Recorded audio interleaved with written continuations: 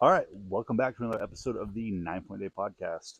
This is episode 30, part two of Pure Distilled Nate with Nate Burchett. Some of you get that reference, the Pure Distilled Nate, and that's cool. I like that. But this episode, like I said, it's part two. We discuss Highland Games, some like in-depth kind of like niche stuff about the sport, and then we kind of go into some nonsense. Right? We are talking about the robots and uh, fun movie plot lines and fan theories and things like that. So if you talk to someone long enough, it always comes back to like talking about movies. I don't know what that says about us as a culture, but that's where we're at. So, uh, so stick around for that. But first, we have to do the housekeeping. This is the list of games I read off to tell you where to sign up for them and things like that.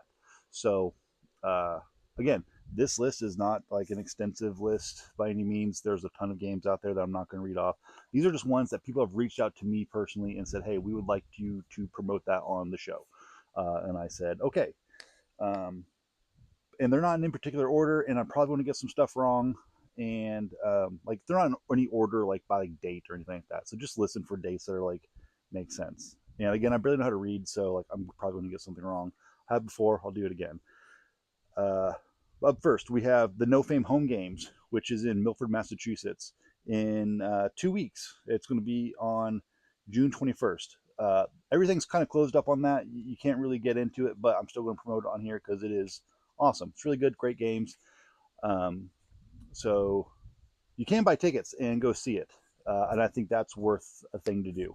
If you have the time and you're in the area, definitely come out and check it out. It's like the biggest uh, this like the biggest love letter to Celtic strength culture and just strength culture in general. Everything from natural stone lifting, like collar and elbow wrestling, um, Highland Games, all sorts of goodness. It's all going to be there at one time. So check it out. Look forward to that. Also, I'll be there throwing. So if you want to meet me and say hi, I would appreciate that. So come on out. Then up next, we have the Ohio Scottish Games, June 28th in Brea, Ohio. You can sign up for this on sticksandstones.com. .com? I'm not entirely sure. Look it up. You can find them on Facebook. I know that to be true. Sticks and Stones, they put on some good games. Um, the next one is also a Sticks and Stones games. It's the Dublin Irish Fest. That's August 2nd in Dublin, Ohio. Uh, that one is a really cool one. That's becoming like a really like kind of big games for amateurs to go to. Like if you want to be one of the best amateurs and get the toughest competition, this is one of the ones that you don't want to miss. You want to get into Dublin. If not this year, then next year. Like try for it. I think totally that's the cool thing to do. Another one is Woodridge Farms. This is Woodridge Farms Highland Games and the Blue Ridge Championship. That's on September 20th in Lovingston, Virginia. You can sign up for that on heavyathlete.com. It is a Blue Ridge Championship, which means that if you competed in, um, I don't know, wherever the states that the Blue Ridge Mountains are part of, you competed in those, you can now qualify to be at this championship. And you get like that little title, like, Blue Ridge Champion. Yay for that. That's cool. But I will be competing there as well in the open. They have an open class, and it's really well. I don't know if it's really an open. I don't know what you call it. I think it's an open, sure. But my sponsor for the games is Cerberus USA. So shout out to them for hooking me up. Um, really excited about that. That's great. The next one is Georgia Mountain Scottish Festival in Hiawassee, Georgia. That's June 7th. You could sign up for that on backyardrebellion.com. Uh, they're not on Heavy Athlete. They have their own website with a bunch of other games. This is just one of the ones that I was told to promote. There are other games on Heavy Athlete to sign up for. And you can sign up through on Backyard Rebellion, not Heavy Athlete, on Backyard Rebellion. But that's a Backyard Rebellion games, obviously, and Danny puts on great games. He's um, very organized. Everything's like really cut and clear. It's very nice as an athlete to be able to compete at his games because you know what you're going to get, and I like that. Up next is the Cortez Celtic Fair in Cortez, Colorado. It's on June 28th. which is in, I don't know, like 3 or 4 weeks, 3 weeks maybe. I don't know dates. Heavy Athlete is where you sign up for that. There are classes still available, I believe. You have to check. Uh, I'm promoting it because I'm going to be there, throwing in the pro class. They have a small pro class this year, and looking forward to that. Some of my friends are all going to be we're all going to be thrown together, and it's going to be nice. It's a great time. Check it out uh, on Heavy Athlete. Then we have the Whaling Coast Highland Games in North Stonington, Connecticut, July 26th. You can sign up for that on heavyathlete.com, but don't wait. The registration closes on June 28th. So the games were July 26th. The registration closes on June 28th. So don't miss out on that. It's very cool. Um, Next is Skagit Valley that's in Mount Vernon, Washington, which is a fun name for a place in Washington State. Because isn't it like George Washington's house, Mount Vernon? I think they did it on purpose. I'm not sure, but their games it's a 2-day games, July 12th and 13th. Registration closes on June 18th. Um, it is a neat Northwest games, the Pacific Northwest, the PNW. It's up there in Washington, Oregon, that kind of area. If you're in those areas, even Idaho, go on over to Skagit Valley, compete there because why not? Uh, Next is the Flagstaff Highland Games, and guess what? Flagstaff, Arizona. There's only one Flagstaff, I believe, and that's in Arizona. So can't be too confused on that. That's July 19th and 20th. This is really cool, right? This is the West Coast Amateur Championship. So there have been talks in the past about like doing a East Coast and West Coast championship and kind of meet in the middle somewhere where those like the guys and girls from each side meet in the middle and who has the best throwers in the country, East or West Coast. I'd say it's the Midwest, but I'm a little biased. Um, but that like I think all the classes, or sorry, the championship groups are already picked, so I don't think you can get into that at this point. I could be wrong. Look around. Ask SAAA. They're the ones putting it on. They will have more information for you on that. But they do have other classes available that you can just put in for like any other games and compete there. That you can find out on heavyathlete.com. So yay for that. Yay, that's very cool. Up next, this is my games, okay? And you're going to hear me talk about it a little bit in this episode, and I'm going to talk about it a little bit here because I'm going to promote this shit out of it because I want it to be bigger and better than everyone else's, and I need your guys' help for that. So it is the Free State Highland Games in Lawrence, Kansas on October 18th. You can sign up for that on heavyathlete.com. We have that. We also have there's a gym here regionally called Paraspera Strength, and they are putting on the Midwest Stone Fest every year. Or last year, I think was the first year doing it. They have a big like natural stone contest where they lift, carry, and throw big natural stones. And in the words of Danny Autry, everyone loves big naturals, and can't argue with that. So that's really cool. So if you want to do the Highland Games, it could be as an amateur in the Highland Games. You can still do the Stone Fest as well. You can just sign up for both of them. There's two different things on Heavy Athlete that will get you entered into those. And then you could be the Midwest Stone Champion. There's a little title attached to it, right?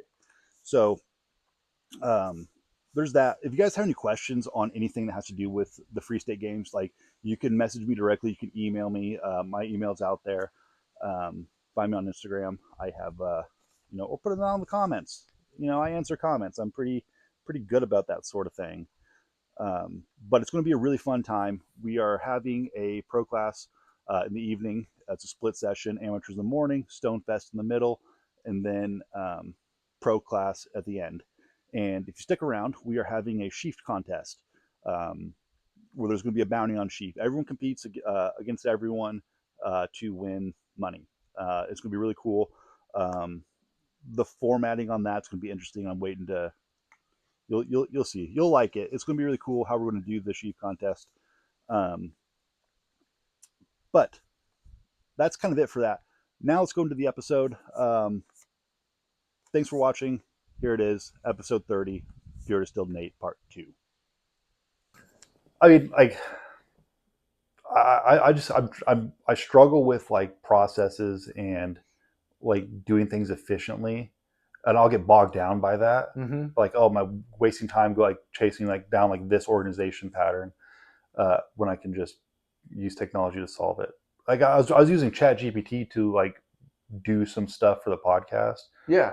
Like write descriptions of the episodes. I say who's on there, what we talk about. It's a couple lines, and they give me like on this episode, 9.8 podcast, we have an exciting new guest, and they give me the whole thing. I'm like, that's perfect. I need a bunch of words in a YouTube description to like fuel the algorithm. Yeah.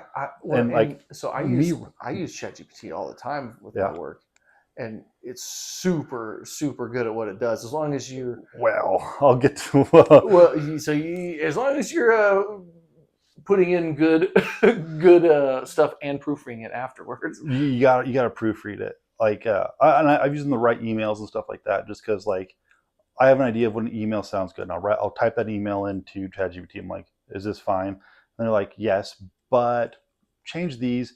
This is better. That's better. And get rid of that whole line. And I'm like, I can live with that. So like that works. ChatGPT has failed me recently, and I'm using it a whole lot less because they fucking lied to me. It straight up lied to me and apologized a number of times. They lied to me. I had really bad tendonitis in my right arm. I fucking arm wrestled a guy at a Highland Games in Wichita. My right arm was fine, and like probably like because I was drinking beer all day and had no water. There's plenty of water and beer. Okay. It's fine. It's hydration. Yeah, but like so, like my body was like just failing, and like their arm wrestle. Like, and they're like, you should try it. And I was like, no. And then they peer pressured me into doing it because like you can like 3 beers, you peer pressure me into a lot of different things. And they're like, it's arm wrestling. I'm like, okay, fine. And I lose with my right arm. I'm like, all right, now left arm, and I go left arm, and then like I'm like, oh, that sucked. And then the next day, like tendonitis like crazy all the way up in my shoulder, and I was like, that can't be good. That just like happened like that, and it was crippling. I couldn't hold a hammer, couldn't like do anything. This arm was like dead for a week and a half. Gross. And then I started being able to like do stuff again, but it still was hurting. So I was like, I need to get a tendonitis, like those little straps, and like I was gonna get like I got a sleeve. I was trying to figure out like what's good, what's out there on the market. And so I asked GBT to help me, and then because I had a lot of Highland Games talk on there before, they are pulling information from Highland Games, and like they made up people like references like, oh yeah, so and so says this is good. I'm like, who's this? I know everyone. This is not a real person. Well, I know it's not a real person because you said they were talking about Spencer Tyler, Matt Vincent, because they've had internet comings and goings. Like, yeah, Spencer has done like 2 different interviews with like Barbend and some other like online publication, and that got a lot of traction. So they pulled ChatGPT, found that real quick. They found Matt Vincent real quick. Matt Vincent never had a video talking about a tendonitis brace or elbow sleeves. He never did. Yeah. They claimed he recommends these.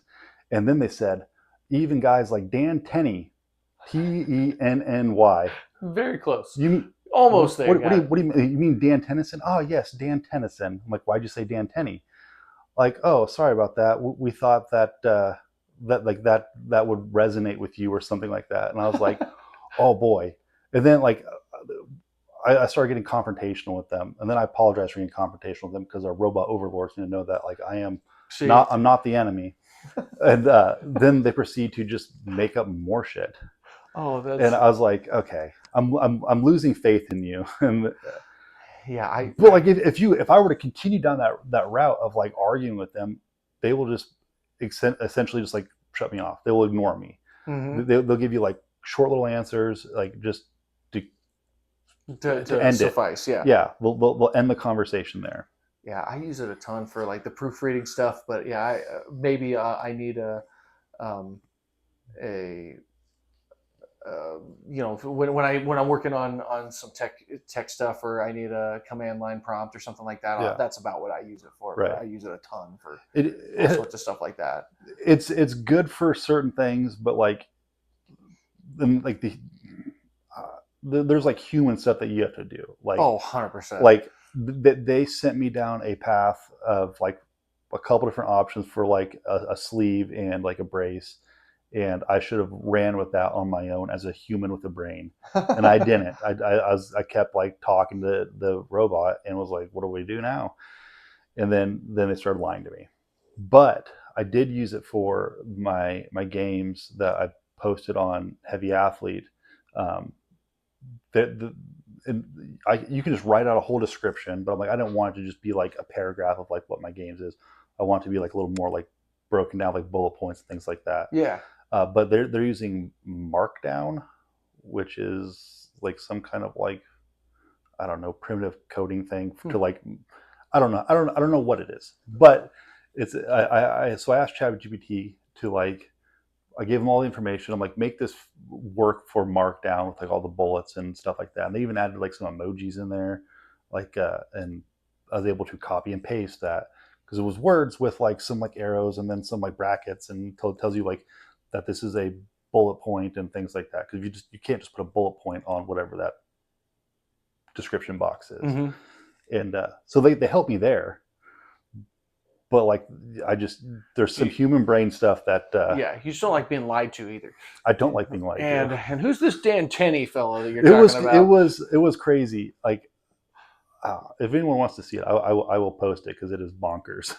Oh yeah, post that thread. You have it saved over in it's over there. Yeah. And then I was like okay, because I don't pay for ChatGPT. If I pay for it, is it going to get better? And nothing, it still has to learn. Nothing says it's going to be better, and like it's learning just from it's like my personal ChatGPT. Yeah, it's curated for you, which sucks because I got a lot of other things going on, and like it's only doing stuff for Highland. Trying to tie Highland Games into everything is not what I want. Because like I'm asking for like more abstract things that I'm going to use for Highland Games. I don't need you to tell me how it fits into Highland Games. I need to tell me how this process works. Mm-hmm. Oh man! But so what are your big things you got going on for Highland Games for this year? What are some of your big ones? Oh, what games I'm going to? Yeah. Oh, so we got this one. Then we got Costa Mesa. Mesa next weekend, which coast to Costa Mesa, mm-hmm. which I'm pretty stoked on because like Costa Mesa is one of those games that like I watched like Matt Vincent videos back in the day, and I watched when I was like into powerlifting, I watched like Chad Wesley Smith, and he went out there and competed in the pro class. Yep. 1 year, and we were trying to get him to do it more consistently. He would have been a stud. He would have been a freaking stud. Mm-hmm. But his heart wasn't in it. His throwing days are done, and he kind of thought that's how he thinks. So, whatever. Oh man! But so at Costa Mesa, like he was there. Like so, I watched like all his footage. I'm like, that's kind of like not necessarily like a Grail Games, but like it's up there. Oh, it's a wonderful game. Yeah, it's one that I've always thought about. Like, oh man, to be one of those guys, Costa Mesa. I got the call, and I was like, yep, 100%. Yeah, I told them yes, and then I asked my wife. I was like, can I go to California? And she's like, well, yeah, I think you could. What weekend is it? The weekend right after I'm already. The weekend I already told him yes to, and she's like, "Why are you asking me?" I'm like, I don't know. Polite. I'm being polite. I don't know. Yeah, I want you to know that I'm going. I guess. Right. Yeah. I'm just letting you know in my weird roundabout way. So that's also the games that Adam Brzezina broke his arm at. So, yeah, did you hear that? No. It was a challenge caber. So end of the day, and it was a pretty decent sized challenge caber, nothing crazy, but he picked it, didn't catch it, landed landed right between his legs, in between his arms, and he couldn't get his hands apart. Oh. And so the caber's falling, and so it hit and catapulted and shattered his arm, and so that was cool. Yeah, hope that's not a common thing there. No. I mean, that's the only time I've ever seen that happen. It just happened to Adam. Yeah. Whoops. Yeah. So I'm pretty stoked on that one. So and that's next weekend, and then what's your hierarchy of bucket list games. So you got what's Oh man, for maybe just U.S. ones. What are your? Celtic's probably at the top. I mean, I'm just speaking that Well, is, because like that's very it's hard to get into because like yes. there's a lot of guys who are trying to get there. We're all trying to get there. Mm-hmm. Like But that is honestly that's the pinnacle right. of. I mean, of like games. there's the world championships and whatnot, and like that's cool, but like it's a little more unclear as to who gets there and how they get there. Yes, but and it's also like it's not at the same venue also, and Right. Celtic is the same venue And every year. I was I went there one time. We're driving back from Maine last year, and we happened to stay in Bethlehem. And I was Oh, like, so you went to the and field? I was like, we're here. I know what I'm doing tomorrow morning. And it was right across the river there. Yeah. And as on our way out of town, I was like, we got to stop here real quick. And I stopped and I looked around. I was like, holy shit! Like It's one of hallowed these ground. days, one of these days.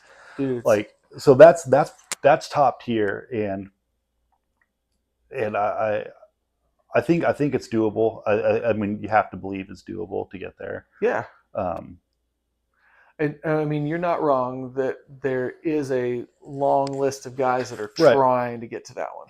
Well, so and like if you look at like other games, like oh yeah, like some of us are trying to get to like Detroit or Victoria or Mhm. Pleasanton or like that's not everyone. We are all trying to get to Celtic. We all are. Yes. So like the whole list of pros, that's their goals to get there.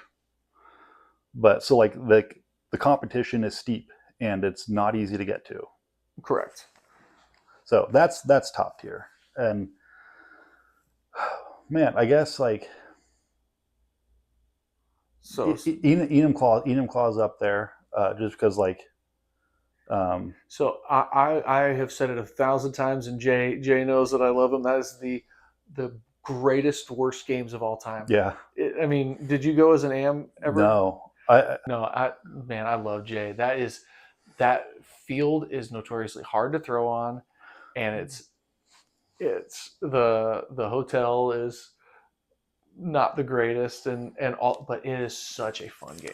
Right, like it is such a fun game. Well, and throwing off platforms is cool. It's not you're not doing that everywhere.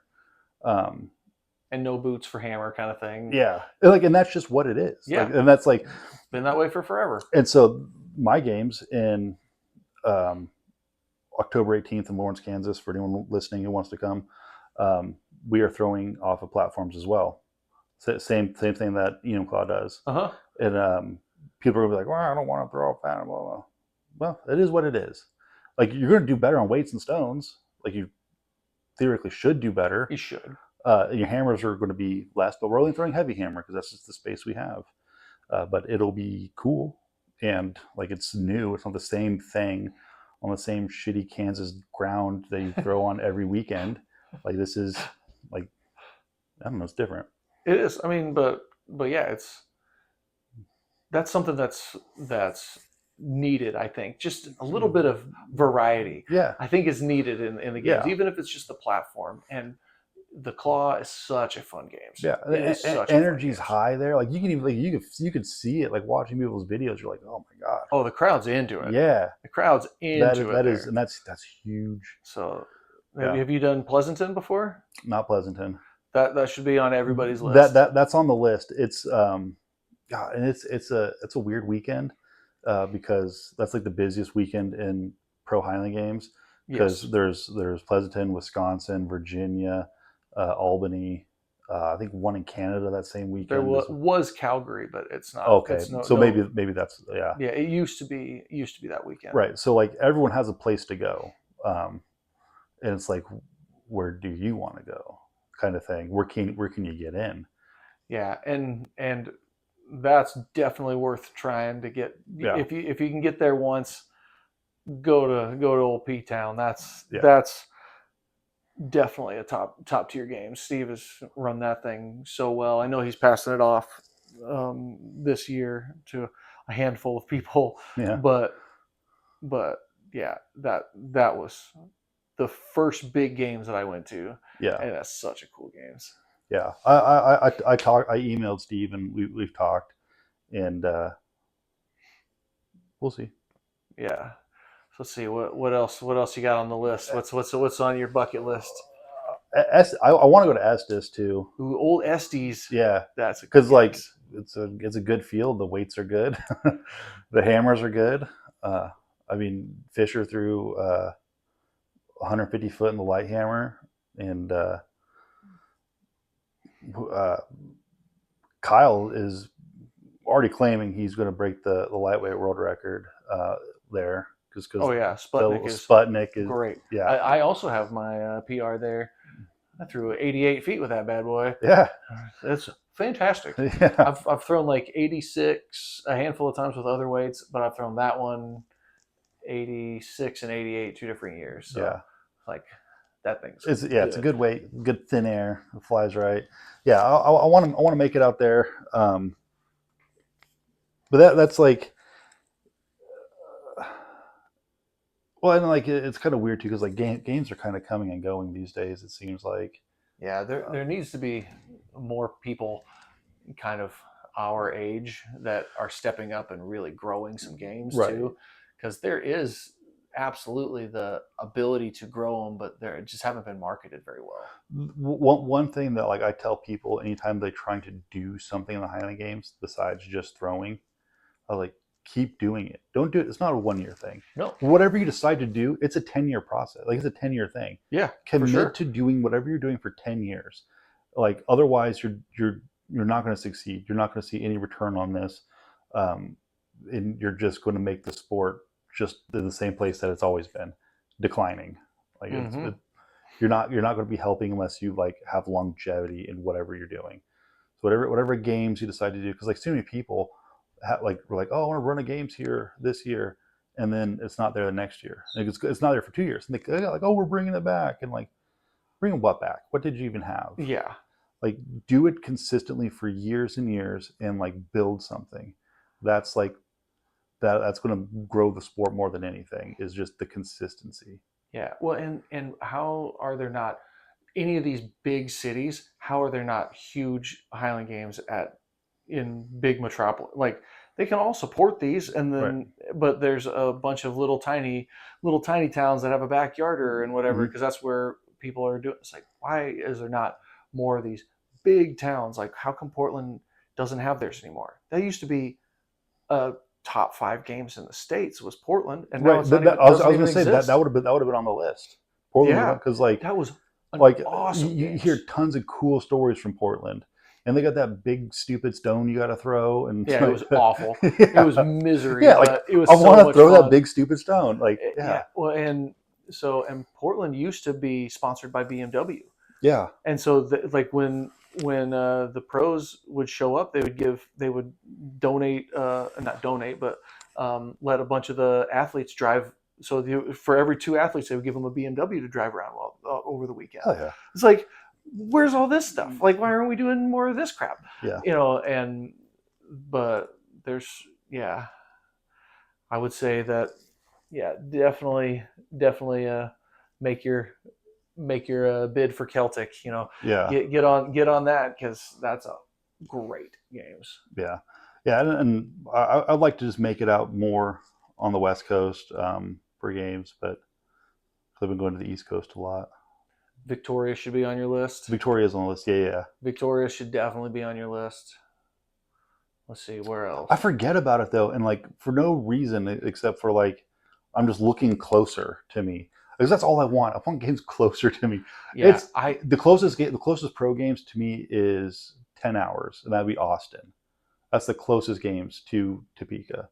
really Mhm. man. Not for long. October 18th, Lawrence, Kansas, Free State Highland Games. See, how many more years until you are doing pros? Are you doing pros this year? We're working on it Nice. because okay. So here's the thing too. Like people like everyone wants to see pros. I want to see pros. I want to pay pros. The problem is that it doesn't make sense if I have a budget of $6,000 to give $3,000 to the pro class, because that's half of the budget of the entire thing. Mm-hmm. would go like, so like I need to know that I'm getting more back. Like these pros are worth the money. Yeah. And they can be, but maybe not this year. Um, Maybe we do something more like the Open, which I'm not like super in love with. Um, It it works really well in Scotland because everything is so close, right, and you can do so many in such a short time frame. right, For the Open to work, you need about, I mean, you don't need it, but for it to work similarly to what it is in Scotland, you need to have a ton of money in there. right. Well, like the thing is too, like there's not enough games doing an open model to have it make sense. Correct. Like sure, we're spaced out, but like if every weekend I can go throw somewhere and have a chance at money, like that's good. Like I'm fine with that, but we don't have that opportunity. So what we Yeah. do is uh, and people argue about this whether this is a good attitude to have, but like if you're competing as a professional, you should make something. I mean, I would agree with that. I mean, like okay, like I'll even go so far as to say like just to kind of like I guess backtrack on that a little bit. Like the bottom guy, if you end up getting like eighth out of eighth all day long, like you lost the day. I guess you don't get money, right? Sure. Like if you have to say that like oh well if you're not good enough you don't get the money, then like I guess someone's got to eat it. But I think the top half of the field should make their money back, whatever they put into it, travel, hotel, things like that. Yeah, I mean, I, I just because I know that it's possible for the last place guy should break even. Yeah, For me, like this is an invite sport. If it's an open, then yeah, you do need to have a little bit more money in there. You can't do the same payouts or be super top heavy and then expect, because if it's super top heavy weighted, you're gonna get maybe a couple of top name guys and then nobody else will show up, or you'll get no top name guys because they don't want to duke it out for a potential. right. And so you'll get some here and there, but I it's just not quite the same as in Scotland, where it's like, oh, Yeah, I missed out on all the money this game's, I have one tomorrow that I can go make. It's like yeah. And it, I don't want anyone to think that the open class should ever replace a pro circuit yeah, of and invited games. totally, I yeah, don't think that should happen. yeah. Um, Honestly, it's totally fine. It's it because I mean, clearly it works in Scotland, but it's like one of those that I'm hesitant to do one of those open type classes. yeah, we need over half of the games, including backyards, counting into this, having payouts for an open to make sense. Yeah, But one offs and two offs, and like a couple of like games here and there, like oh, you want to come throw your money in the pot and like come play, like that's fine. yeah, I I, can fully support that. But if you're wanting to get the best pro athletes mhm, there and really build it up with the top tier guys that are like really worth being, you're going to have a hard time with that model. right. So well, here's the thing too. Like people talk about how like the pro class isn't holding their value because we're not entertaining. Um, and if that's the case, and the ADs need to give us some tough love at the end of the games, and like after the checks are handed out, you hold on to that as you're handing it. You hold on to it and be like, "You guys really dropped the ball here. You weren't entertaining enough. You didn't engage the crowd. You just stood in your little circle and talked to each other in between throws. Engage the fucking crowd." Yeah, well, at what Like, games is that prominent? Because I think that I also kind of came up through like you're talking about the Matt Vincent era, and it's like this was your job, was to be entertaining and to be engaging. When did that go away? Has it actually gone away, or yeah, is it like the newer guys that are coming in, or it's just it's gone away. Like, because that's not, we talk about it, but I feel like people aren't getting exposed to it. guys that are entertainers that also just dominate, like John Van Buren? Like Right. there are those people at the absolute top of our sport that are pure entertainers. Yeah. And then you also have like my brother who he could get last place all day, but the crowd thinks that he just won. Oh yeah. You know, he's Yes. that. So, and you have to be entertaining. And I will say that there are a few of those more introverted people that are that, but I would say that that's at least in historically in the pro class, it hasn't been that way. Right. Well, and like the other thing too is that another way we are not holding our value as professionals is, and this kind of comes down to like the ADs, and just games formatting in general. Almost every games in the country, fucking ants. There's an ant on this bed. There's no one there. In there. It's because you're so sweet. I killed a spider earlier. It's because that fucking window was open. I got here and like it was cracked open like that much, and I was like, "Why is it so humid in here?" A little swampy in here. Yeah, but and this is kind of an AD problem where the games aren't formatted for professionals. They're so not. There are not all. You'll have amateur men, amateur women, all the different groups of masters, men and women, all in the field at the exact same time as your professionals. No one can tell a difference. That's why games like Victoria and Celtic do so well with crowd engagement. Those people love the athletes that come through there. They start following them on Instagram. They become fans of these athletes because it's them there. So what I did as just to kind of prove the point a little bit is, so the last games that I ran, I had pro men, pro women. I had five each. And I did have the other classes, but they had the entire fully separate field. There wasn't bleachers. There wasn't anything. You came over because on the main field was where the height standards were, which is fine. They could throw that. But they weren't ever announced. If you weren't in one of the top two classes, unless you did something spectacular, you didn't get your name said from the mic.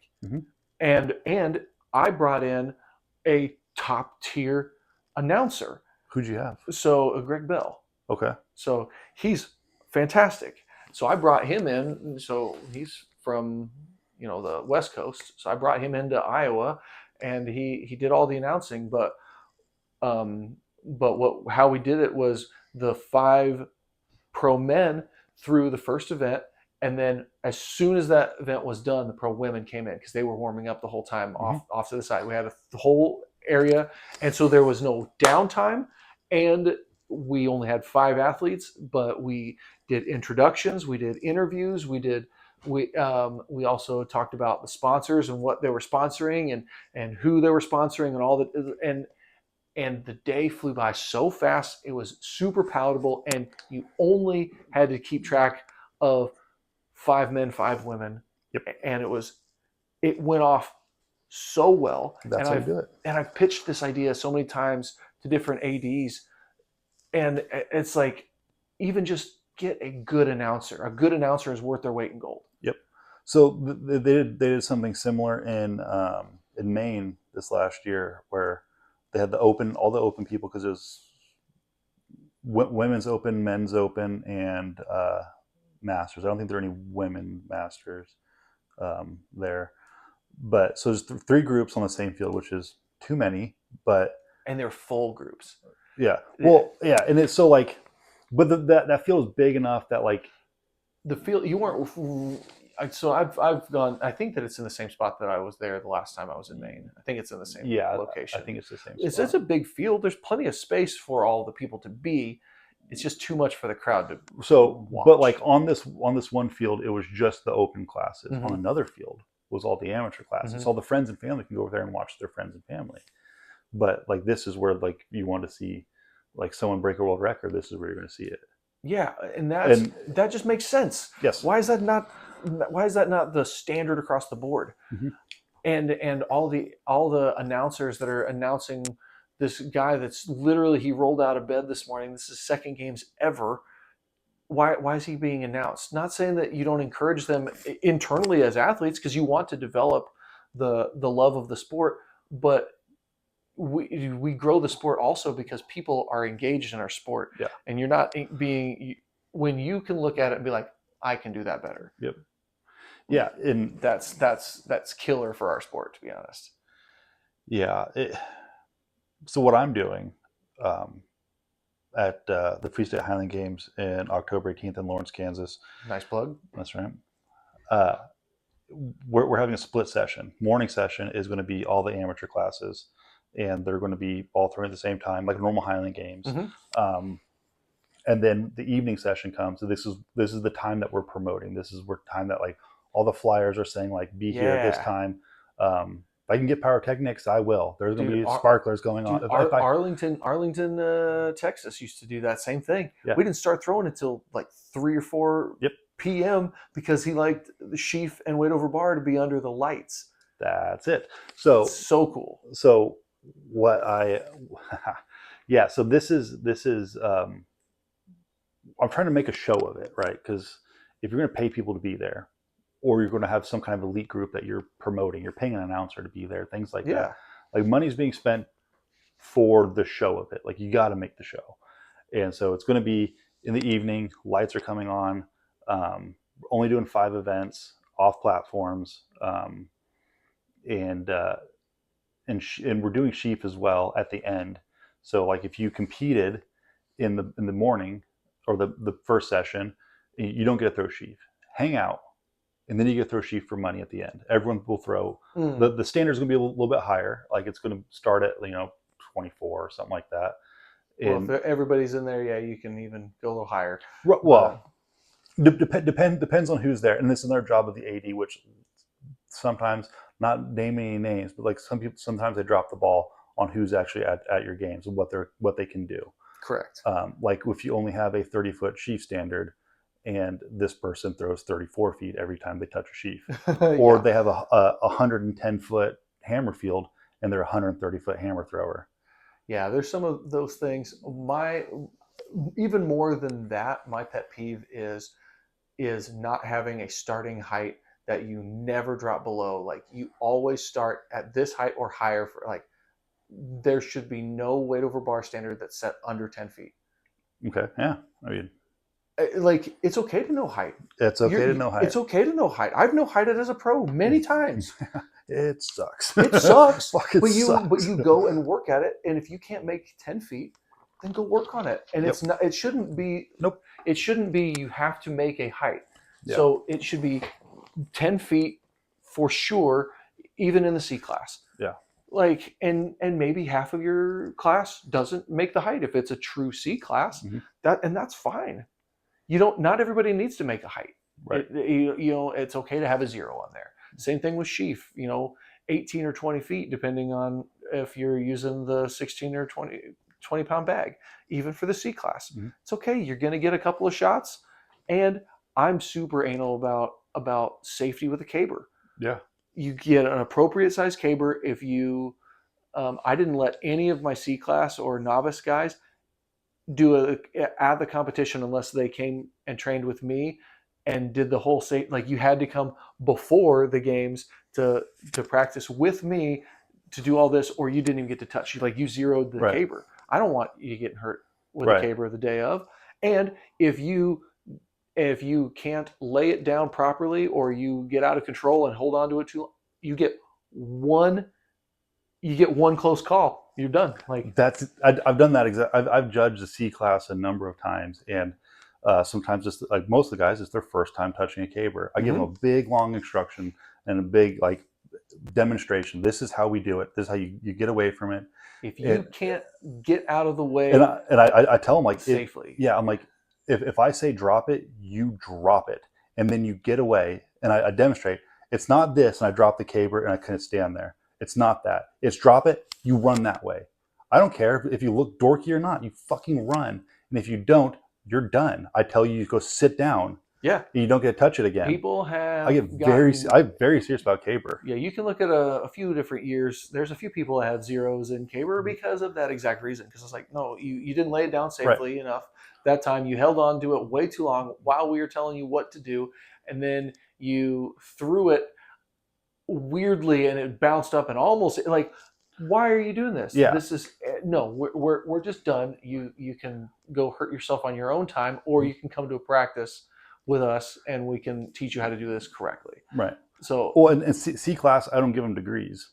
No, it's we stopped doing for all classes. Right. Turn, no turn. Well, like, I mean, the pro class and most A's, it doesn't matter, but like some A's, not most, some A's, but all the other classes, they'll pull from here and just yank that thing and snap cabers left and right because they're trying to get something. Like, if you don't have it, you don't have it. Correct. Quit acting like you have it. But no, when I've judged C classes where I've told one guy on his last attempt he can't throw it again, like, and he kind of understood. He didn't fight me on it. The best C class I ever had was at last year, was in Omaha at a Austin Rhodes game. Yeah, it was real small games. These guys listened to every fucking word I had to say. That's great. And they, like, not only did they listen, they like put into action everything that I said, and like they were safe all day long, and they were learning. It was crazy. Well, and best C class ever. And to be honest, I've said this in so many like AD forums and stuff like that, because I was the AD of the games in Missouri for over a decade, and then 4 years in Mason City I ran one, and so lots of years of ADing and all the years of competing, and I see whenever there's a pro class or a really good amateur class or whatever, you see that they always get the best judge. No, the best judge needs to be in the C class. It sucks for the best judge, but that's where because legitimately in a pro class, you're a glorified note taker. Like, because you're just like, foul, okay, cool. Like, you don't need to babysit any of these guys. Like, they know what they're doing. They've been doing it for forever. You honestly most of the time don't even need to call out who's next. They have been keeping track of, once this person who's 4 ahead of me is, then I'm going to start getting ready, making sure my tacky is ready to go. And then by the time it's my turn to actually go, I'm locked in, ready to go. You're a glorified note taker in the pro class. You need the guys that are good coaches, good at judging, good at explaining a bunch of things. That's who you need in the lower classes. Right. And you see so many people that throw the brand new judge in to judge a C class, and that's just, you need somebody that knows what they're doing, is super super strict about it, because you need to keep those guys safe. Yeah, like those novice classes, they need to have some seniority in that. Yeah, in Kansas, we've got Mike Smith comes up from Oklahoma to judge a lot of our games. Dude, I love Mike. Mike is the best. He okay, so he gets assigned to the A class at pretty much every game. Oh, of course, because he won't be good with the C's. Like they're not going to have, like, we have other people that will do so much better with those guys. And when I say the best judges, it's not always the most senior or whatever, because like Mike, I would agree with you. I think that he likes to be one of the boys too. Yeah, he talks shit to us, we talk shit back to him. He got hit with a fucking hammer in the arm. Like, some guy gets a little squirrely, and like he's like falling back, kind of releases it. This hammer wraps around the cage, and Mike was probably standing out a little too far, gets smoked in the arm by a light hammer, and just stands there, just breathing. And we're like, oh my God, are you okay? And he's like, foul. Yes. So then he's like, oh, that fucking hurt. And he goes the rest of the day. The next day it's a little black. The day after that, his whole arm is black and blue. He got smoked and just took it like a man. Dude's made of steel. It's crazy. No, this is old Mike Smith too. Like, this isn't like this isn't Mr. Yeah, this isn't 3 340, 340-pound Mike Smith either. Mr. Caber out here. This is Mike Smith in his boonie hat, just getting smoked. The senior citizen. Yeah, it is incredible. Talk about a guy that I'm pretty sure I could catch him perfect on the chin, and he wouldn't know that I hit him. Oh, dude! Like he was just like, what happened? Yeah. He would have no clue that I even touched him. That dude's the man. I gave him a Zen when we were at the games. He's like, "What you got there?" I was like, dude, you don't want any part of this." He's like, put in there. Like, oh. What's your go-to flavor? What's your top one? Wintergreen. Oh, Wintergreen, man. I used to chew Copenhagen wintergreen, and so like, so it was a lateral. Yeah, any other flavor, like it just doesn't do it for me. The citrus ones taste like Fruit Loops, which is a nice little treat every now and again. I used to smoke cigarettes back in the day when I was a youth. And street youths? Yeah, I was a street youth, and I smoked cigarettes for a long time. I smoked Camel Whites. That was my go-to. But every now and again, I would get a pack of like Marlboro Mediums. Ooh. And that was different. It was a little treat. Zen Citrus these days is a little treat. Oh man, I never got much into the whole nicotine thing. I'll do like occasionally I would do like a cigar is about all but which isn't like, I don't smoke cigars like I should. People are like, "Oh, you just pop on it." I'm like, no, I'm inhaling this thing. Yeah. I'm an addict, bro. Yeah. You have 2 Zins in and you're inhaling that. Yeah. I smoking was cool for a long time until it's like this is going to kill you. I'm like, I don't want to do that. I don't want to die. Fine, I'll vape. Vaping wasn't around when I quit smoking, because I just transitioned to chewing because I like that better.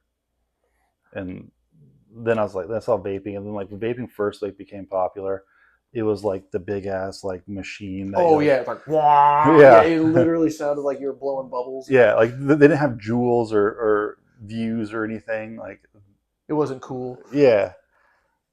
But I'm just blown away at how many people are addicted to nicotine now.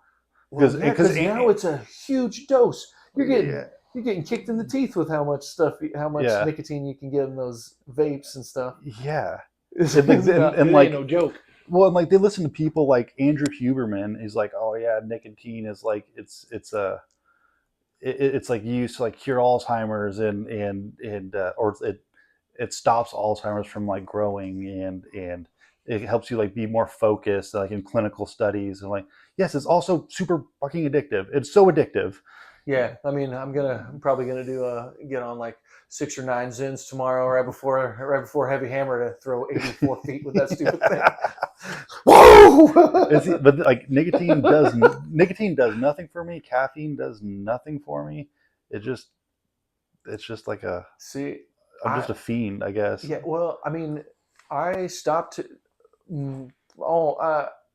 almost entirely caffeine. I don't do caffeine at all. I added it a little bit more this last year, but man, it's been probably 5 years since I've regularly had caffeine, and it works so good now. Oh yeah, and it's great because then right before games, like you're gonna see tired sillies and caffeinated Nathan tomorrow, and it's gonna be great. It'll hit you when you don't have it for years. Right. Like I've dialed back on energy drinks because like driving a truck, like I'm delivering to gas stations every day, so like it's 2-3 I'll have energy drinks, and then exactly. then now like I don't get like any of the high caffeine ones anymore. It's just White Monster. That's my go-to for like energy drinks. I still drink coffee every morning. And one of my buddies, if you like spicy stuff, he just invested in Echelon. You seen those? No. It's like a spicy energy drink, and it's one, it's kind of spicy, and then 2, it's got a ton, like a metric crap ton of caffeine. I mean, it's multiple hundreds of milligrams of caffeine in those things. So I don't know if I can drink a spicy beverage.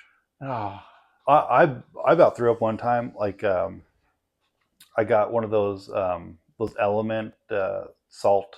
Yeah. They have a chili lime flavor, And that was too spicy, or you just didn't like the flavor? Or no, I think it's habanero. Habanero. Geez, habanero mango. I'm trying to say habanero and mango at the same time. Habanero mango. And I put it into a warm bottle of water, and I didn't realize what flavor it was, and I got like a big, I'm dying of thirst, and I was like, I couldn't control it. I was freaking out, and like this was not what I was expecting. Yeah, I just thought it was just the lime. You just read lime, and I was so embarrassed too because like we're like is that a games? We're all under a tent, and like everyone's like talking. And I stood up because like that's where like the element was like right in the middle of like the circle. I just do it all like in the huddle of my friends, just have a fucking spaz, and they're all like, the hell is that? I don't know, man. I'm gonna go sit down over here for a little bit. I was embarrassed myself. That's funny. But they're a lot better when it's cold. Putting that stuff in warm water is not good. Yeah, I won't say that the echelons were high up on my list, but they'll definitely get you kick-started if you need that. Oh yeah. Little spicy and a lot of caffeine. Yeah, I think now I've dialed my caffeine back to like a reasonable amount to where I can kind of utilize it again. Yeah. Except the morning coffee, like that half of that's just mixing protein powder into it. Like that's all that's for. Well, my wife and I, we do decaf because I love the ritual in the morning of coffee and doing that whole thing. So we just drink decaf in the morning. What is decaf? How do they even do that? I don't know. It's chemicals that I'm pumping in my body. It's chemicals, right? Yeah. It's gotta be. I mean, what isn't chemicals nowadays? I mean, yeah, it's true. But no, we do like decaf coffee and then now if I have an actual cup of coffee, I'm like, oh, my heart feels like I just ran a marathon. Yeah. Speaking of chemicals, I got a new practice field because I moved to a smaller town. I don't live right next to like a big park to throw in. So I go to this church, and they got a big open field that they do nothing with, and they said I can throw there. And I don't think they realize how bad I'm going to tear up that grass, but they said fine. But like I'm out there the other day, and they're spraying fucking Roundup all over the field, and like the guy's just on his tractor just waving at me. I'm like, I taste it. It's in the air. I taste the Roundup. The glyphosate's shrinking my balls as we speak. Yeah. Luckily for me, I'm not a plant. Can't kill me with that. Yeah. But people love their glyphosate for sure. I don't know. Yeah. I don't know why. I mean, it's weeds aren't that bad. It was super effective. Yeah. I don't know. Where I live, people like are afraid of weeds like crazy. They are terrified of dandelions, and I just don't get it. Well, I also like a nice lawn. I'm getting old. I like smoking meats, and I like my lawn. Well, you know. Yeah, I mean, a lawn's one thing. This is just like every patch of grass anywhere that you can see. Like we gotta spray that thing.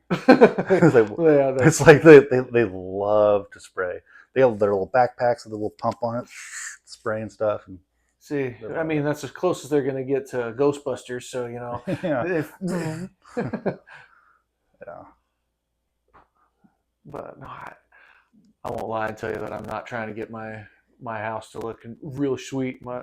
I have we bought an old historic home a couple years ago. Yeah. And it's got about a half acre in town of like lawn that hasn't been taken care of for the last decade. So I'm trying to bring it back to life now. Is it like a historic? Like, is it like one of those like kind of like tall Victorian? Like, yeah. That's cool. So yeah, it's a big 3-story house, and so we call it Doctor's Row because everybody right around us is. So all these houses were built in the late 1800s, and and everybody that lives in the houses around us are all doctors. Mm-hmm. So like we have like a legit world-renowned, award-winning neurosurgeon that lives 2 doors down from us. Mm-hmm. Then we have a cardiologist that lives right next door to us. And then on the other side of us is an ear, nose, and throat doctor. Mm-hmm. In the neurosurgeon's his guest house, there's a doctor that lives in his guest house, and then there's another general practitioner that lives just on the other side. It's like everybody, and there's like just me, like there's just little old me here. I sell batteries, you know. But no, it's cool, and so everybody else has these nice lawns, and I just bought the crappiest house in the nicest part of the town. You know? Well, I like that. I like those old like Victorian style homes, and like I was driving with a guy, and like we saw one in this really small town. Like this house is run down, condemned. There's like almost no bringing it back. Mm-hmm. He's like, it's a shame that they just let that house go. And I was like, oh, well, that's because it costs so much to maintain that house that like people couldn't keep up with it. No, there's no because chance. like with all the trims and shutters and like how the roof is built, like to shingle that roof, it's 3 times as much as a ranch. Yes. And like so when ranches came out, like people were like, oh, I can just go live in that and paint it like every 4 years and reshingle it every 20, and like it's gonna be fine and simple and cheap, and like all the wood floors and like the dumb waiters in there, like it's just one little piece after another that like you're just like, I don't think this is worth fixing anymore, because it'll add up to be an exorbitant cost throughout the entire year. Yeah, no, this house is really awesome. The woodworking is astounding on the main level. We even have I think there's 7, 1, 2, 3, 4, 5, 6 pocket doors, like huge. Yes. And you're talking like 3 to almost 4-inch thick. Yep. 400-pound pocket doors, and they all still work. They're all original to the house. I love that. They're awesome. So the walls inside. So our wireless in the house, our wireless routers don't work great because the walls are so thick and it's like a freaking Faraday cage. It's just you got to bounce it around. Yeah, exactly. So I purposely have my hotspots set out in certain places. Yeah. But that house is cool. But it was in rough shape when we got it, and it's looking much better now. Yeah. But no, I love all sorts of stuff like that, and woodworking in general is. Do you do woodworking? I wish that I was better at it. I do almost all of the other construction, and I'll even do some finish work and stuff. But woodworking like that is a skill that I don't have. See, like I watch a lot of woodworking on YouTube. I like the idea. And make it sound so easy. Well, so like they also have a bunch of tools that I don't. Well, I broke it down, and like it's just steps. If you know the steps, it's all super simple. Like you just got to like do the things in the correct order, and like it all comes together. Like, and I feel like that's like most things in life. Like if you're trying to like build a computer, right? Like it's just the steps. Yeah. You find the parts and pieces and you put them together in the correct order. And it's just, and that's woodworking. That's like working on a car. When I was watching like these really nice like woodworkers on YouTube, and I was like, man, I wish I could do that. I started really thinking about it. I was like, I can't. I have a table saw. Like I've got a lot of these tools, and like the tools that I don't have, like you can make work by like setting up jigs, and like if you have like a if you don't have like a God, what's it called? Like a big bandsaw. He's like, but you have a jigsaw. You put a block underneath the jigsaw that holds the blade tight. So like, and it cuts its own blade, like its own like creef or whatever they call it. Mm-hmm. And so like instead of like the jigsaw blade going all over the place and like making a big crappy cut, you can like cinch it down a little bit. So like it's like these little things that you can do to make like the work like correct. Yeah, it's interesting. I don't know. Yeah, and I've done a little bit of woodworking, but it's honestly almost like almost a lost art, because there's not a lot of people that do it. I had a cabinet made to match the old little 1800s style, and they matched the wood and the grain and the stain and all the finish. Like everything looks exactly the same. You'd never be able to guess that was not original to the house. And I was like, I would not even had an idea where to start with this stupid thing. Right. It's and I'm very good at building stuff. I do almost all the construction, and like I put a gigantic deck off the back of the house and remodeled most of the rooms in the house. And so, but it's like that woodworking is just something that I'm like, I think I'll have somebody do this just because it's so intricate, and it's cool what they do. Yeah. I don't think that I have the patience probably to do that. Yeah. Yeah. There's like a level to what I'm confident I can do. And then like there's the stuff that I actually like to like see and like watch on like YouTube. Yeah, well, it's like the John Malecki or whatever that guy is. Oh yeah. So he's one of those guys that's good, a really good woodworker, and then he's even like, there's levels to this. Like he's got every tool that you could even think of, and he's trying to recreate other TikTok things, and he's like, oh, these are these are intense. I love the editing of his videos, like because they're just so fucking silly. Yes, like they'll like flash a meme up there. Like I love that kind of like very YouTube style show. Yes. There's a lot of people who do like documentary like quality like YouTube videos, but like that's not YouTube. Correct. Like, you're doing something different. The YouTube is like John Malecki or like Whistling Diesel for like cars. Mm-hmm. Like it's just silliness and like there's kind of like recurring joke. Donut Media is for cars too. Yeah. So the thing about Donut, like and this is kind of a side thing. I watched a bunch of their stuff, and then like recently in the last year, like a lot of guys like left. Yeah. And they kind of like opened my eyes to like what Donut is, and it kind of like opened my eyes to like what a lot of YouTube is. It's Hollywood. It's big business. There's people in a like glass walled like office space writing scripts and planning like they employ 100 people for Donut Media, 100 people for a YouTube channel. That's TV. Yeah. And I was like, I don't like that as much. But man, so I started watching the other guys, like the guys that left. Yeah. Was it Big Time? Big Time, yeah. I'm addicted to Big Time. They're so silly. Well, yeah, but they still go back and do stuff with Donut. I think that stuff's just still coming out. So like they've said that they still go and work with them and do stuff like they didn't sound. Well, because some of them like were all like they weren't just like the personalities; they were also writing on it and stuff like that. But man, High Low. That's such a good idea for a like. I'm surprised that there's not more people that have copied that. Right. Or the John Malecki. I liked the battle that he did with the different drills. Did you see that one? Yeah. Where he's just like hooked the drills together and went until one of them broke. Yeah. And like stuff like that. This is like, oh, that's just brilliant. I love good ideas that are entertaining like that. Yeah, it's wildly entertaining, and then but in a fun way, less educational, more fun. I mean, you get some education in the side. Yes, like there's High Low is super educational, but it's also super interesting. Yeah.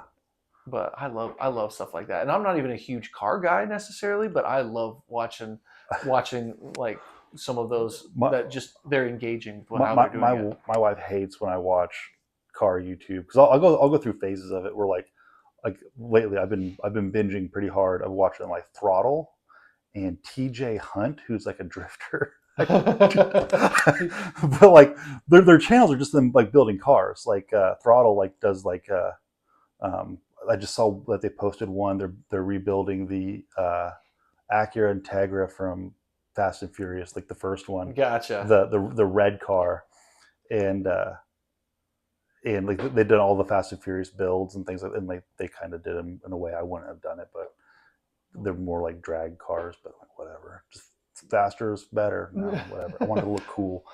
But every time I watch those and I get like really deep into it, I'm like, wow, what I'm going to work on now. So I found out that, because I've never taken the seats out of my vehicles before, because like they're bolted in there. They're supposed to stay in there. Yeah. And I'm like, why would you take them out? I'm like, you know what? I'm going on a road trip, and I'm leaving Kate with the 4Runner. And so like, but I'll clean them up. So I detailed the cars I took the seats out and everything. Yeah. And steam cleaned like the carpets and everything. And but when and I was like, yeah, and she's like, what are you doing? I'm like, I gotta go take the seats out of the car. She's like, why are you doing that? And I'm like, I gotta clean them good. She's like, I don't think you should do that. I'm like, trust me, it's just a couple bolts. I watch these guys take seats out in and out 10 times a day. I watch this. And so I go do it, and it's not a big deal. I plug them back in, except for one. And she's like, the 400 lights are flashing, and it says that there's airbags are about to go off or something. I was like, probably not. It's fine. It's fine. Yeah, it's fine. Like, just go. Like, it just needs to like reset. Just leave it on for a little bit, and then I go out there the next day, and I was like, I better check this. So I'm like, let's see. I pop the hood because I'm like, I'm gonna disconnect the battery, connect it back up. Maybe that resets it or whatever. And after I popped the hood, I was like, you know what? why don't I go look at the seats first, see if I actually plugged them in. That should be the first thing. Check if you plugged them in. I didn't. The passenger seat I didn't plug in. And so I plugged it in, and I was like, mechanic, no big deal. I'm a car guy now. I'm going to go listen to Vin Diesel talk about family for a second. Yeah. Right, yep. But then so after I popped the hood, I didn't open it. So I just left it popped. And then Kate goes and like drives somewhere, and she's like, did you pop the hood? I was like, you're right, I did. I popped the hood. But I didn't open it. Hopefully it was just bouncing. Yeah, I think it was just bouncing. I think you could just tell that it was a jar. Oh, it was a Tommy boy. Yeah. It's hard to latch the lid when you didn't take the oil out. Tommy Boy is one of the funniest movies of all time. Oh, without a doubt. And I don't think future generations are going to appreciate it as much. Dude, I'm waiting for it to be. It's probably right at borderline appropriate for my daughter. Like she's like right at that age. She's like 12. So it's borderline. It's probably still a little old, but for her. But we watched some dumb movies that I didn't think that my kids would like Napoleon Dynamite. They laughed until they cried. My kids are like, they love. They thought Napoleon Dynamite was good, but like they weren't like enamored with it as like me and my wife were like quoting it and like laughing at like this ridiculousness of some of it. They had to rewind when Kip gets slapped. Like they rewound it like 6 or 7 times, and every single time they were laughing harder and harder.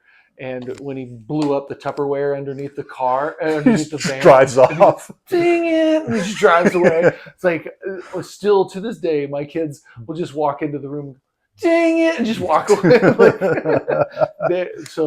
And the boys especially, they're 7 and 8, and they just love that movie. Nacho Libre. I went to I was driving to Idaho the year before last for Lightweight Worlds, and I was like, you know what? I think they're filming Napoleon Dynamite around here. Ooh. And I don't like. My brother's like, how do you know that? I'm like, I don't know, but I do. But I know, and I can't. I don't know. Turns out Scott Farr is from that area. Okay. And Polly, who runs the Idaho Games, is also from there. We met her in Alaska earlier that year. Gotcha. And like she mentioned it. And but I forgot all about like where they told me that. So I was like, I looked it up. Sure enough, we're driving right by it. We just had to go like 20 minutes out of our way. And I was like, perfect. That's the easiest 20 minutes of all time. So so we drove by the house. It was cool. We went to Pedro's house and went to the high school and stuff like that. Saw it all. Oh, that's funny. Yeah. Chuck some steaks at some passersby. Yeah, dude, the movie's brilliant. It's a work of art. My dad didn't understand it when he saw it. Like he comes walking in the living room, stops, looks at the TV, and he's like, "What is he? Is he blind?" Is he blind? But like it's just like he's like sitting there processing, like, what am I seeing here? Yeah. Is he blind? Take a roundhouse kick to the face with these. Somebody's wearing these bad boys. Forget about it. Yeah. So like, yeah, Tommy Boy is one of the funniest movies of all time. I think future generations are going to miss out on it because it's getting to be older. Yeah, but nothing in there is outdated though. It's aged really well. There's a few movies that didn't age well, but Tommy Boy is not one of them. You think the funniest movie of all time is? Or one of the best. It's the best comedy movie of all time. Dumb and Dumber, I think, it's got to be at the top of the list. It's got to be on everybody's Mount Rushmore. Anchorman is on a lot of people's. I would not maybe say that, but you ever seen Fletch? With Chevy Chase. What year did that come out? 85. Okay, I got some homework because I have not. Fletch is one of the best comedy movies of all time because there's a bigger story there. It's not just like joke. Because Step Brothers, story's kind of dumb. It's very lame, but the jokes are brutally funny. See, I still think that Semi-Pro is the superior Will Ferrell movie. Semi-Pro is my favorite. Dude, we used to have I worked in this shop and like A guy I worked with, I don't know if he just watched the movie or like but he came in with a sign that said ELE. Everybody loved everybody. ELE. I still like when I get into the office, I always just like, nobody called anybody a JT. Is what oh man, I love that movie. It's if you see a raccoon, kill it. It's not a pet. Yeah, that bear. Dewey. No, is it Dewey or Snowflake? I think it's Snowflake. Oh, I thought it was Dewey, the Dewey the bear that he's in the cage with. Yeah, the bear gets out. He's like, "Calm, everyone, calm." But that bear killed a guy. I watched a documentary. It's the worst Discovery Channel documentary I've ever seen. It was. I would say it's probably worse than the fake mermaids docu. Yeah. Okay, so let's start with the mermaids. In 2011 or 12, Discovery Channel made a fake documentary that mermaids are real, and the United States government is keeping it a secret. And they're going through all this historical documents. In the last scene, they show like some like grainy like Blair Witch footage, where they're like, "This is a secret like Navy base or whatever somewhere in the United States." And there's this tank, and they go to this porthole in this tank, and there's like kind of zooming into it, and a mermaid just flashes by real quick, like a little fucking reptilian like mermaid. And my boss, I go to work the next day, and my boss is like, "Guys, you are not gonna believe what I just saw last night." I was like, "Was it mermaids?" He's like, "You saw it too. What is going on with this world? Like they're out there. Like this is crazy." And I was like, "Gosh dang it, it was fake. The whole thing was fake. The whole documentary was fake. It made no sense. It made me so mad because they teased this for weeks and weeks, and I thought they were going to give me some like real information. Like, are mermaids real? No, they're not. Okay." And Discovery Channel lied. So that sucked for Discovery Channel. But this other one was the bear from Semi-Pro. It's an actor bear. He lives in Hollywood, does actor bear things, and he does like fake wrestling and stuff like that. Well, one guy went in there in the cage to do like a little demonstration of the fake wrestling. The bear just kind of does his thing, bites right on the neck. Guy bleeds out right then and there. And they mace the bear, and like they played that guy getting bit in the neck and dying 100 times in that documentary. And I was like, why is this? Why are we talking? Like, this is crazy. This is not a thing that we need to be discussing. Yeah, it's just showing this guy dying. This is brutal and horrific. That Dewey the bear. It was like Faces of Death, but on Discovery Channel, of a guy getting mauled by a bear. Dude, yeah. Well, it was crazy. I won't lie. Isaac has ruined my Instagram algorithm because he sends me videos of people dying all the time or seriously getting injured. He's like, watch this. It's like, no, I'm not opening anything you send me ever again. I think he just finds it funny to ruin my algorithm now. I ruin people's algorithms with like Chinese propaganda, like genuine Chinese propaganda, and just weird niche like memes that like I don't think most people get. There's one, and it's really hard to describe because it just doesn't make much sense. They'll have someone like opening like a bag of chips or something like that, and the camera's kind of like looking down. They open it, and then there's like just a crudely like photoshopped like image of like Arabic words on like a pastry or something like that, and with some weird music in the background. The minute it like pops open.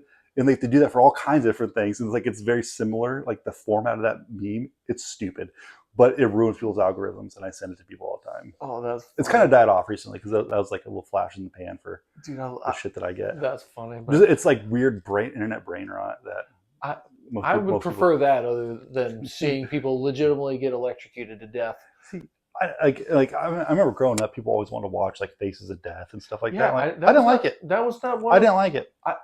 Like guys jumping out of like buildings that are on fire and hit the pavement and bounce. Yep. I have vivid memories of these, and I was like, this was not cool. Yeah, I'd rather watch porn with my parents than watch Faces of Death with my friends. That sucks. That's like no thanks. Yeah, no thanks, guys. I've got better things to do, like take a hot poker to my eyes. Yeah. Yep.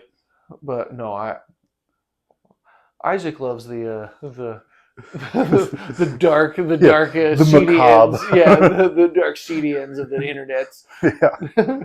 And he loves to share. He's incredibly good at sharing. That's good. Oh, Pete's But sake. yeah, you should check out Fletch.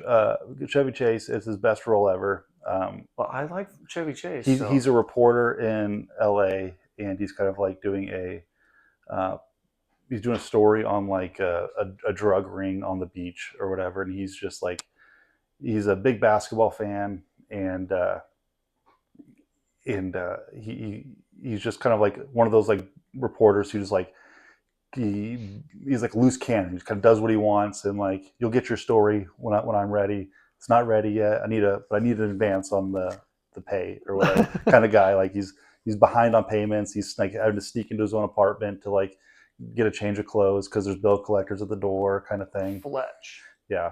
All right. Well, I'm gonna definitely download this Yeah, and then watch it on my flight home. There's a couple Fletches, and there's a newer one with John Hamm. Don't watch that one. I haven't seen it. I don't know anyone who has.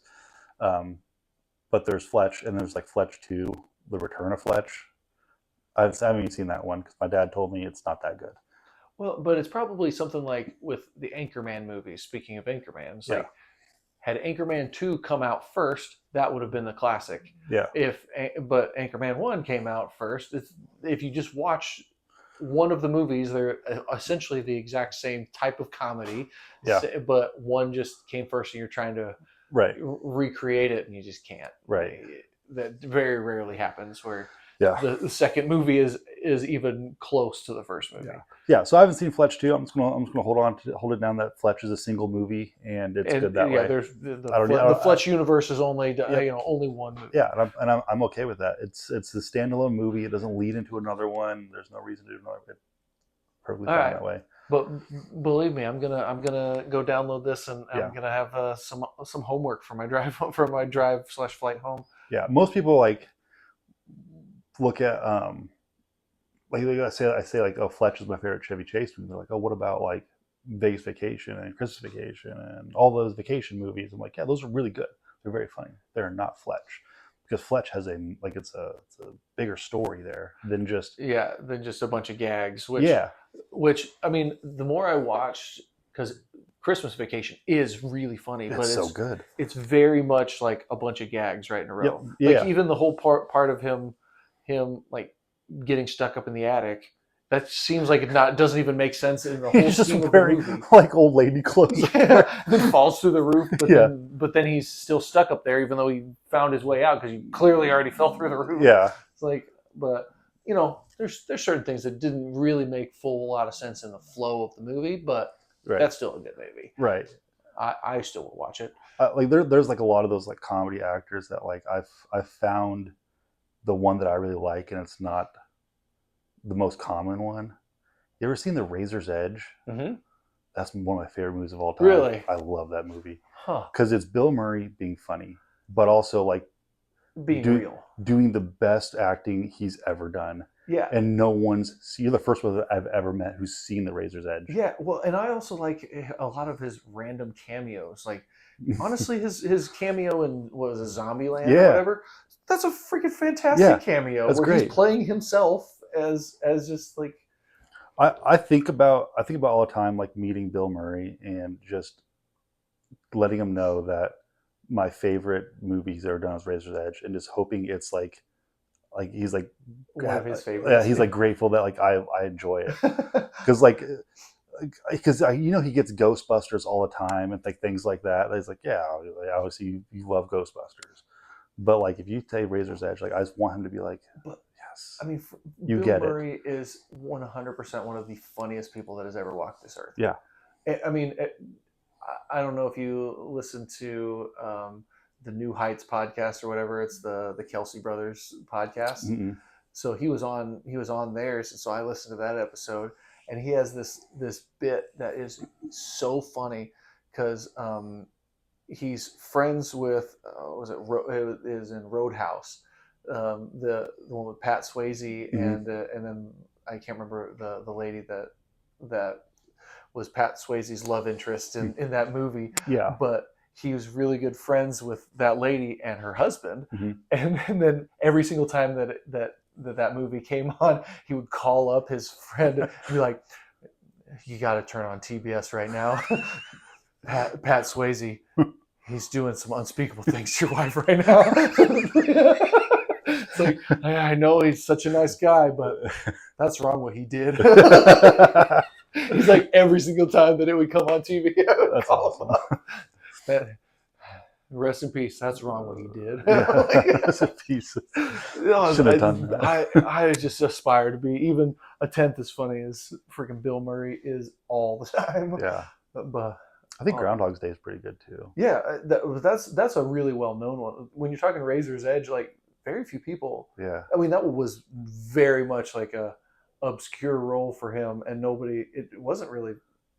I don't think it was commercially successful, was it? I remember hearing like he had to do a movie for them to greenlight Razor's Edge, and like he didn't want to do whatever movie came up before, but he did it. Might have been Groundhog Day. I don't know. No, because Groundhog Day came out even later, I think. Either way, everyone watching, watch Fletch and the Razor's Edge. You'll thank me later. Oh man! So, speaking of Groundhog Day, I do love that movie. Yeah. Did you know that they figured it out that essentially he was like 10 years or something. They figured it out for him to perfect the piano like he did and all these things. Like a conservative is like 36 years. Yeah. Was okay, to do all those things. And like it's like God is that. See, like, no wonder he tried to kill himself a few times. Like holy crap. Yeah. Well, like you at some point you go down the villain route. Like you be the hero in the story at some point in their 36 years of doing this, and then 1 or 2 of those years, like you're a villain. You're creating chaos in the town.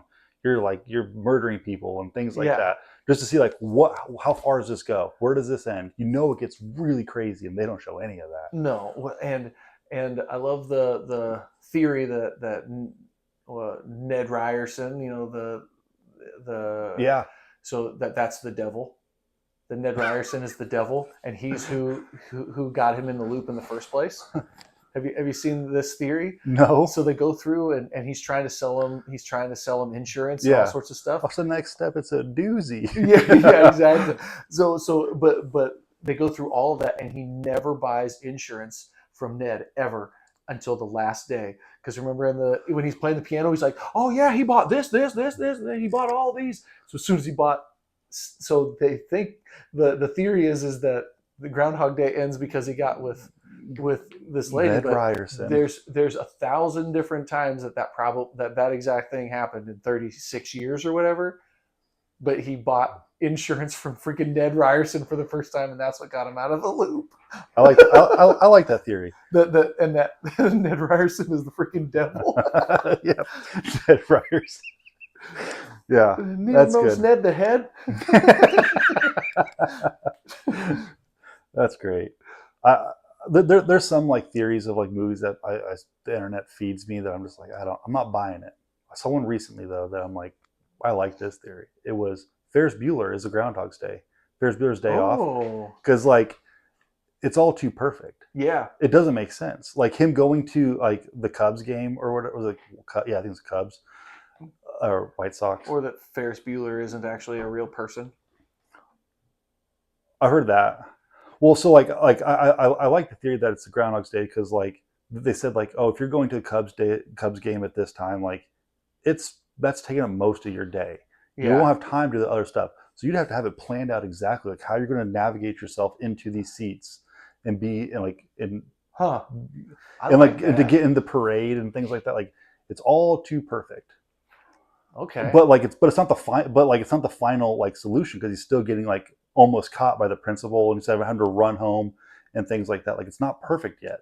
He's still in the process. He's got a few more days. Yeah. He's got a few more years to perfect it. And like they're talking about like how he's doing all this not for his girlfriend, but for Cameron to get him to a better place because he has a dad who hates him and is abusive and things like that, and so like he's trying to find the way to have him break out of that.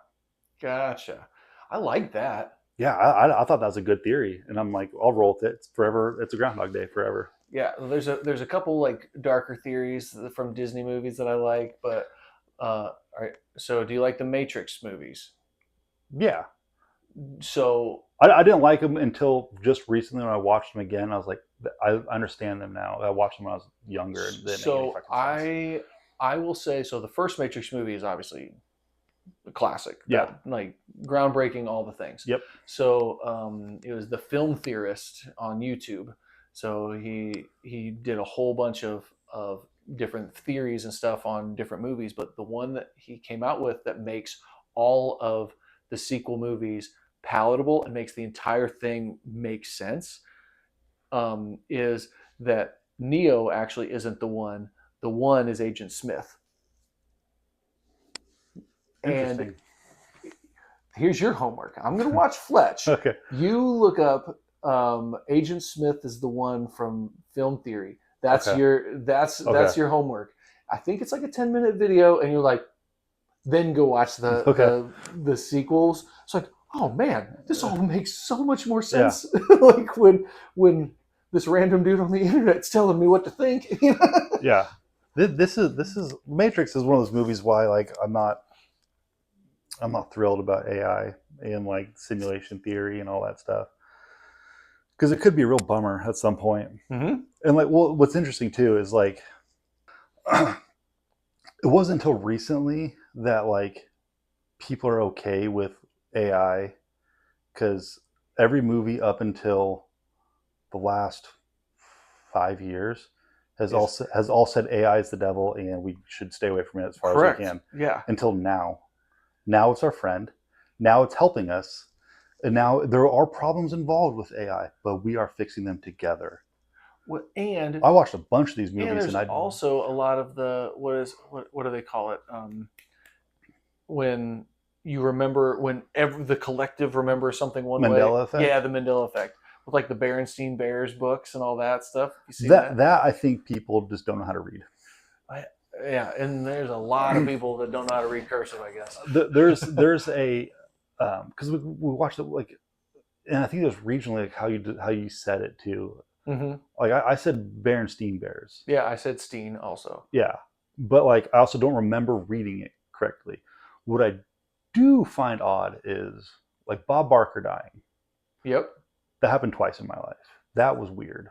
When I found out about like that Mandela effect, there's a lot of people, because like the original one was like Nelson Mandela's funeral, and like everyone saw that, and then he died 20 years later. Yeah, and they're like, "What? He already died?" Like that could just be like collective nonsense that like we're just remembering things wrong, because our memory is complete garbage. Or it could have been a real hoax that went too far and was never corrected, and then the actual thing happened.